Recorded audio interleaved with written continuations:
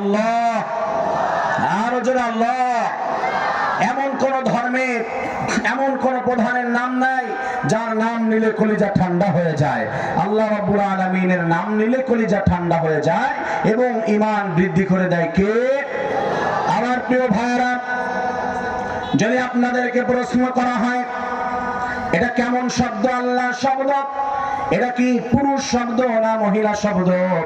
কোন লিঙ্গের মধ্যে শব্দটা পড়েছে? আপনারা কি উত্তর দিবেন জানি না। বলুন তো, আল্লাহ শব্দটা পুরুষ শব্দ না মহিলা শব্দ? বলেন। অনেকেই শিক্ষিত রয়েছেন, ইউনিভার্সিটি শেষ করেছেন, অনেকে আলেম রয়েছেন, আল্লাহ শব্দটা পুরুষ নাকি মহিলা বলতে পারবেন না। মহত্ব রয়েছে, সূরা অনেক পড়েছেন, আয়াত সারা জীবন মুখস্থ করেছেন, তিলাওয়াত করেন, কিন্তু জানেন না আল্লাহ তাআলা এই আয়াতের মধ্যে কি রেখে দিয়েছে।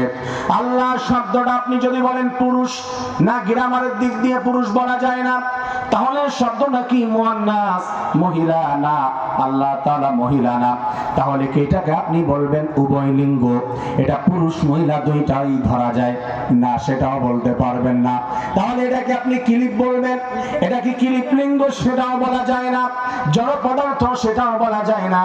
আল্লাহ শব্দটা কোন লিঙ্গের মধ্যে পড়বে এটা যদি আমরা বলি, কুরআনুল কারীমের আরবিক গ্রামার অনুযায়ী শব্দ হয়তো মুয়ান্নাস আর না হয় মুযাক্কার, দুইটা হয়ে যাবে।